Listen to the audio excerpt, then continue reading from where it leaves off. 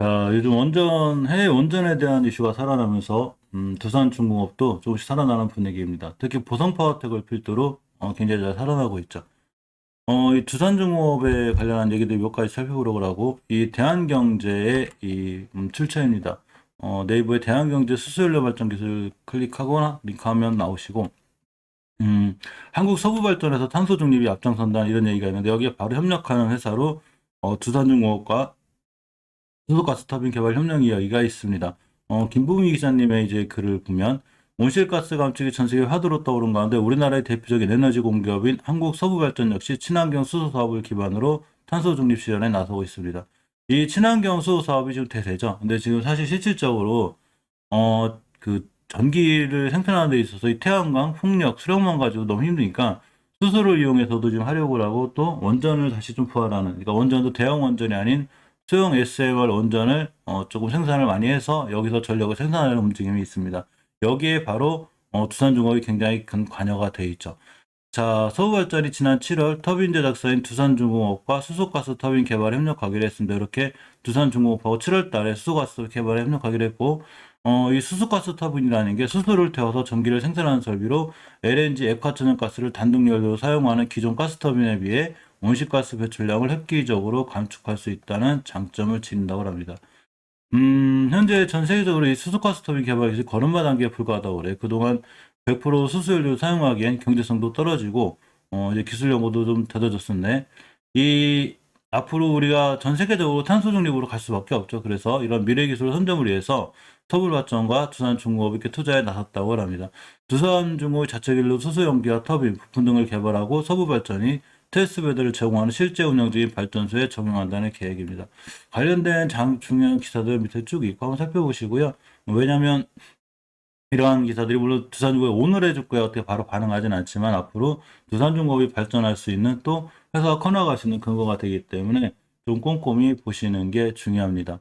어제 국회 정무위가 올렸습니다. 뉴스완의 이 송상현 기자님의 출처고요. 두산중공업 살리기 방해 꼭 원전은 아니라는 얘기를 했습니다.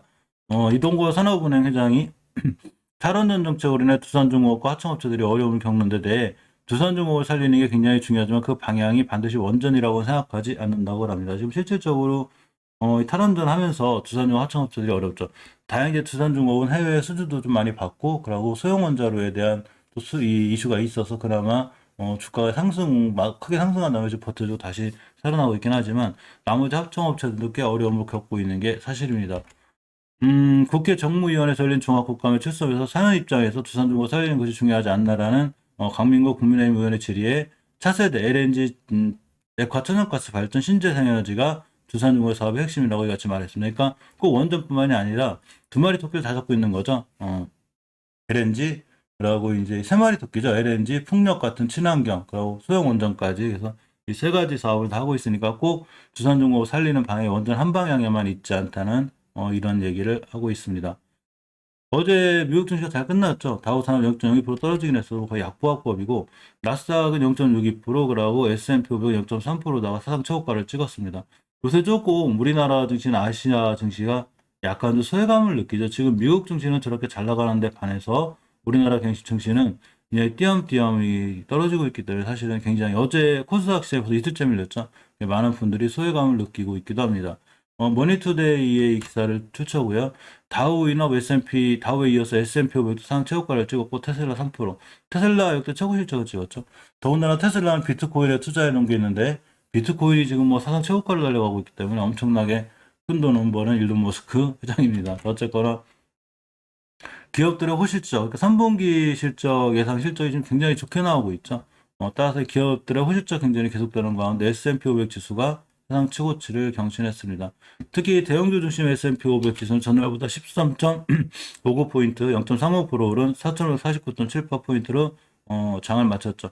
다우 산업은 이제 0.02% 내린 35,603을 마감했는데 뭐 그렇게 떨어진 것도 아니죠. 기술주 중심의 나스닥 지수 역시 0.62% 올랐고 장기 국채 금리는 조금 올랐습니다. 1.6% 출발한 미국 10년간 국채 수익률이 1.683%로 상승했습니다. 국채 금리가 조금 불안불안하게 너무 올라가지 않는 게 좋을 것 같은데. 어쨌거나 뉴욕 증시가 미국 기업들의 3분기 경제 실적을 놓고 있는 점에 주목했는데 3분기에 미국 기업들의 실적이 상당히 좀 좋을 수 있다는 이런 전망으로 다니다가 미국 증시가 계속 주구장창 잘 올라가고 있는 그런 상황입니다. 전체적으로 보면 두산중공업을 비롯한 원전 관련주들이 어제 굉장히 좀 흐름이 좋았고, 앞으로 원전에 대한 이슈가 나올 때마다 상황은 사실 그렇게 나쁘지 않을 것 같은 개인적인 생각도 있습니다.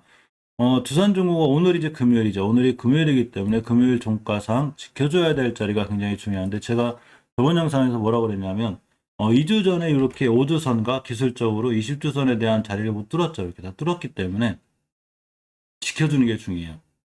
따라서 이동평에서 20주선을 돌파해줬다는 굉장히 좋은 의미가 있어요. 또 우리가 생명길로 알려진 생명선으로 알려진 21선 돌파 안착가 중요하듯이 주봉에서도 20주선의 돌파 안착은 굉장히 중요합니다. 근데 저번 주에 돌파했고 이번 주 금요일이기 때문에 오늘 이 자리만 잘 돌파해주고 뚫고 나가주면 이전 고점까지도 얼마든지 갈 수 있는 그런 상황이 되고, 월봉에서 보면 가장 중요하게 뚫어줘야 될 제가 5개월선, 즉 장기적으로 이 우리가 추세를 틀어놓을 거야라는 5개월선을 뚫고 나갈 때가 제일 좋은 돌파 매매라는 게, 막 일봉에서 막 상한가 가고 막 올라가고 쫓아가는 거, 이거를 매수하는 게 돌파 매매가 아니고, 월봉이나 주봉이나 이런 데서 중요한 자리를 뚫고 나갈 때가 바로 중요한 매수 타이밍으로 돌파 매매가 되고, 돌파 매매의 가장 큰 핵심은 돌파한 자리를 다시 깼을 때는 망설이지 말고 딱 손절하는 것. 이게 바로 돌파 매매의 기본입니다. 돌파 매매한다고 해서 돌파 매매해서 돌파를 할 때 샀는데 그걸 깼는데 돌파 못한 거죠. 그럼 당연히 장중에 매도해야 되는데 매도 못하면 큰 손실로 이어질 수 있습니다. 하지만 어쨌건 지금 두산중공업의 추세는 어느 정도 턴이 돼 있고, 중장기적으로 턴이 돼 있는 상황이라 상황이 좋은데, 사실 두산중공업의 리스크는 외국인들 공매도와 외국인들 매도세죠. 이 투자자 동향을 보면 외국인들이 많이 매도를 하고 있는데 이 물량을 고스란히 개인하고 기관들이 방어를 해주고 있습니다. 자, 어제도 보면 이제 110만 주 정도 나왔고 20일도 50만 주, 지금 거의 매도세가 세죠. 근데 이 물량을 전체적으로 기관이 거의 받고 있고, 투신, 금융투자, 그리고 또 연기금까지 전부 다 이 물량을 방어해주고 있습니다. 이 상업펀드 기타 법인도 들어왔는데 그만큼 기관 쪽에서는 두산중공업의 흐름을 좋게 보는 거죠. 개인분들도 다시 두산중공업을 관심을 갖고 있습니다.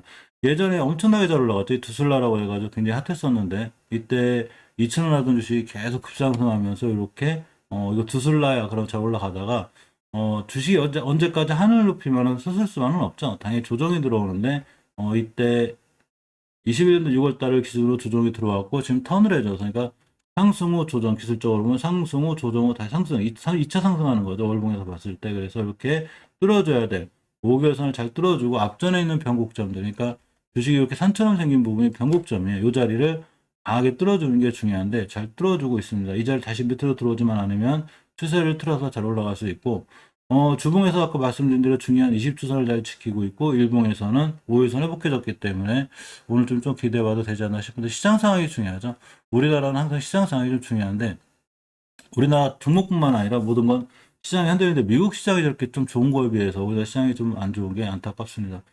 자, 이 대차 이 거래 상황이나 이제 공매도 수량을 보면 공매도가 12%, 5%, 6%씩 나오다가 처음으로 3%대로 떨어졌습니다. 한 번도 3%대로 떨어진 적이 없는데 매도 비율이 드디어 3%대까지 떨어져서 그나마 좀 다행이고요. 이 대차 상황이 좀 많이 줄었으면 좋겠는데, 자, 그 상환 수량이 좀 늘어났죠. 어제 처음으로 신규 수량보다 상환 수량이 많은 게 좋은 현상이 있어서 그나마 오늘부터 좀 해서 저번 주를 기점으로 두산중공업이 턴을 해서 좀 잘 올라가 줬으면 하는 개인적인 생각입니다.